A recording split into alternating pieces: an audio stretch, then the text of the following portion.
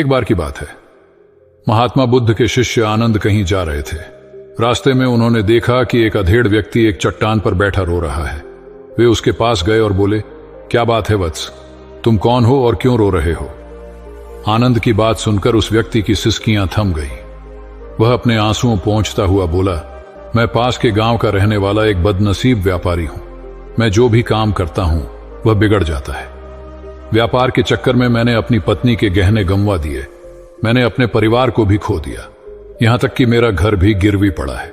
मुझे तो लगता है कि मैं किसी काम का नहीं हूं, मेरी किस्मत ही खराब है। उसकी बात सुनकर आनंद बोले, तुमसे किसने कहा वत्स कि तुम्हारी किस्मत खराब है? जरा मैं भी तो जानूं कि तुम्हारी किस्मत में क्या खराबी है। वह व्यक्ति बोला, पहले मैं खेती करता था, पर हर साल उसमें घाटा होता था।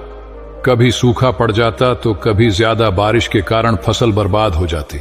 इससे परेशान होकर मैंने व्यापार करने का निश्चय किया। मैंने पत्नी के गहने बेचकर अपना व्यापार शुरू किया, लेकिन मेरा व्यापार नहीं चला। शुरू में परिवार वालों ने मेरा साथ दिया, लेकिन जैसे जैसे मुझे नुकसान होने लगा, मेरे परिवार वाले भी मुझसे दूर हो गए।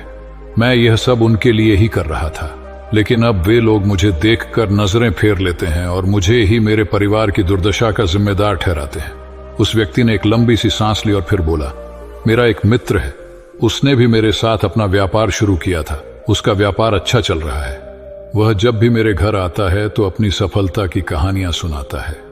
उसकी बातें सुनकर मेरे घर वाले भी कहते हैं कि उसे देख और कुछ सीख। हमें तो लगता है कि तेरे वश का कुछ भी नहीं है। उन लोगों की बातें सुनकर अब तो मुझे भी लगने लगा है कि शायद मेरे वश का कुछ भी नहीं है। अब तो मुझे अपना जीवन ही व्यर्थ लगने लगा है। मेरे मन में ख्याल आता है कि अपना जीवन समाप्त कर लूं। मैं यहां आया भी इसी इरादे से था, लेकिन हिम्मत नहीं कर पाया, इसीलिए यहां एकांत में बैठा विलाप कर रहा था। आनंद बोले, ओह, तो ये बात है। वैसे क्या तुम इसके अलावा कुछ और भी कहना चाहते हो? उनकी बात सुनकर वह व्यक्ति बोला, एक ओर मेरा हर काम खराब हो जाता है, दूसरी ओर मेरा मित्र है जो हर समय मुझे नीचा दिखाने का प्रयत्न करता रहता है। मुझे समझ में ही नहीं आता है कि मैं क्या करूं। आनंद बोले, क्या तुम अपने मित्र की बातें सुनकर दुखी हो जाते हो? हां, मैं उसकी बातें सुनकर स्वयं दुखी हो जाता हूं, उस व्यक्ति ने जवाब दिया। आनंद ने पूछा, तुम्हें किस बात का दुख होता है, अपने असफल होने का या फिर मित्र के सफल होने का? उनका सवाल सुनकर वह व्यक्ति एक पल के लिए सोच में पड़ गया। फिर वह बोला, अगर सच कहूं तो मुझे अपने असफल होने का उतना दुख नहीं होता है जितना कि मित्र के सफल होने का होता है। अर्थात यदि तुम्हारा मित्र असफल हो जाए तो तुम्हें खुशी होगी? आनंद ने प्रश्न किया।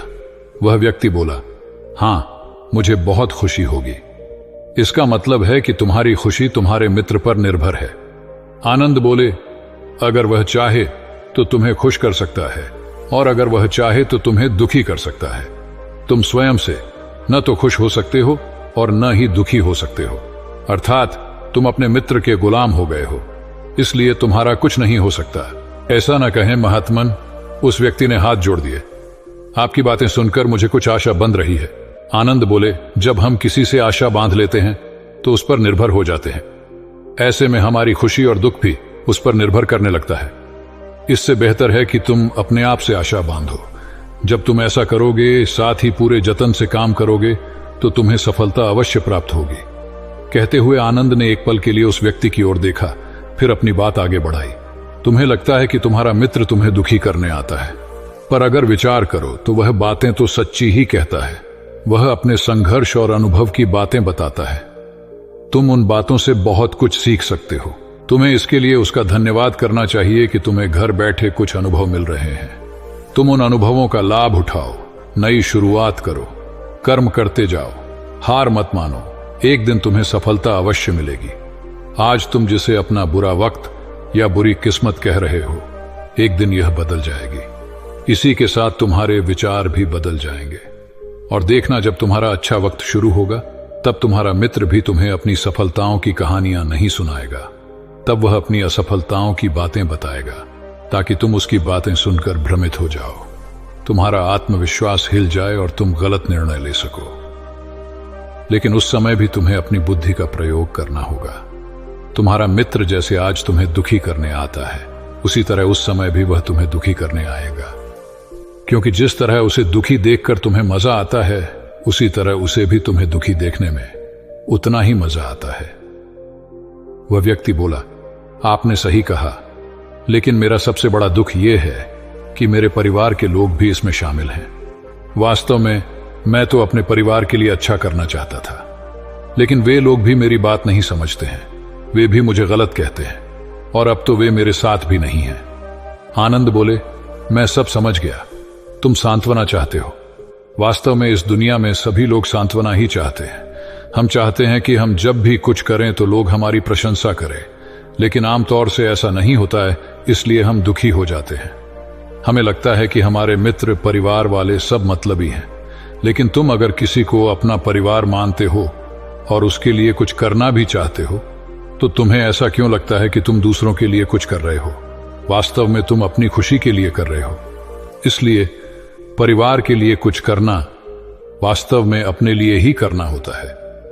लेकिन अगर ऐसा करते समय तुम्हें लगता है कि तुम दूसरों के लिए कर रहे हो, तो तुम दुखी रहोगे, और अगर तुम्हें लगता है कि तुम अपने लिए कर रहे हो, तो तुम खुश रहोगे।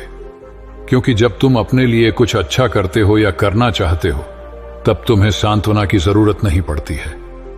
आनंद की बातें सुनकर उस व्यक्ति के चेहरे के भाव बदल गए। वह बोला, आप सही कह रहे हैं, मैं समझ गया हूं। अब तक मेरी किस्मत खराब इसलिए थी क्योंकि वह दूसरों के हाथ में थी। अब मैं अपनी किस्मत को अपने हाथ में रखूंगा। मैं फिर से प्रयत्न करूंगा, पूरे मन से काम करूंगा, और जब तक सफलता नहीं मिल जाती, चैन से नहीं बैठूंगा। उस व्यक्ति की बात सुनकर आनंद मुस्कुराए और उसे एक छोटी सी डिबिया देते हुए बोले, इस डिबिया को हमेशा अपने पास रखना। इसमें एक ऐसा राज है जो तुम्हें बड़े से बड़े दुआख से भी बाहर निकाल लेगा। लेकिन इसे तभी खोलना जब तुम्हारे जीवन में कोई रास्ता न सुझाई दे और तुम्हें लगे कि सब व्यर्थ है, ये दुनिया व्यर्थ है और यहां रहना भी व्यर्थ है। उस व्यक्ति ने आनंद को धन्यवाद दिया और डिबिया को लेकर चला गया। उसने नए उत्साह के साथ फिर से अपना व्यापार आरंभ किया। उसका व्यापार चल निकला। अपनी मेहनत और लगन के बल पर वह एक बड़ा व्यापारी बन गया। परिवार वाले भी उसके साथ आ गए और उसका जीवन हंसी खुशी बीतने लगा। अब वह भूतकाल का रोना छोड़ चुका था। वह भविष्यकाल की भी चिंता नहीं करता था, बस अपने वर्तमान को संवारने में लगा रहता था। और जो कुछ भी वह करता था, वह अपने लिए करता था, अपनों के लिए करता था। इसलिए वह प्रसन्न था। उसके जीवन में अब कोई दुख नहीं था। लेकिन वक्त हमेशा एक जैसा नहीं रहता है, वह बदलता रहता है। उसके जीवन में भी बदलाव आया। एक दिन उसके राज्य पर पड़ोसी राजा ने चढ़ाई कर दी। उसने इस राज्य पर अपना कब्जा कर लिया। उसके सैनिकों ने चारों ओर लूटमार मचा दी। उन्होंने व्यापारी का सारा धन लूट लिया। उसके घर में आग लगा दी। जान बचाने के लिए उसे अपने परिवार के साथ वहां से भागना पड़ा। वह व्यक्ति अपने परिवार के साथ कई दिनों तक इधर उधर भटकता रहा। वह दाने दाने को मोहताज हो गया। उसका बच्चा बीमार हो गया। इलाज के अभाव में वह तड़पने लगा। यह देखकर उसका हृदय चीत्कार कर उठा। वह कैसे अपने बच्चे का इलाज कराए? उसके पास तो खाने के लिए भी पैसे नहीं थे। ऐसे में उसे एक बार फिर निराशा ने घेर लिया। उसे लगने लगा कि उसका जीवन व्यर्थ है, सारी दुनिया व्यर्थ है, किसी भी बात का कोई मतलब नहीं है। भले ही आप जीवन में कितना भी कुछ कर लो, कितनी भी सफलता हासिल कर लो, पर अंततः यह जीवन समाप्त ही होता है। तो फिर ऐसे में जीवित रहने का क्या फायदा? इससे तो अच्छा है कि वह अपना जीवन समाप्त कर ले। लेकिन तभी उसके दिमाग में आनंद की दी हुई डिबिया कौंध उठी। उसने उत्सुकता के साथ उसे खोला। डिबिया के भीतर एक पर्ची रखी हुई थी। पर्ची पर कुछ लिखा हुआ था। उसे पढ़कर उसकी आंखों के आगे छाया निराशा का अंधेरा छंट गया और वह मुस्कुरा पड़ा। पर्ची पर लिखा हुआ था, यह समय भी बीत जाएगा। उसने डिबिया को अपनी मुट्ठी में भींच लिया और एक नई शुरुआत के लिए उठ खड़ा हुआ। दोस्तों, अगर आप भी ऐसी ही परिस्थिति से गुजर रहे हैं तो निराश न हो। अपने अतीत पर शोक मत करें, न ही भविष्य की चिंता करें। अपने वर्तमान को जिएं और उसे बेहतर बनाने के लिए सच्चे मन से प्रयत्न करें। यकीन जानें, जल्दी ही आपकी किस्मत भी बदलने वाली है। तो दोस्तों, उम्मीद करता हूं आपको इस कहानी से एक अच्छी सीख मिली होगी।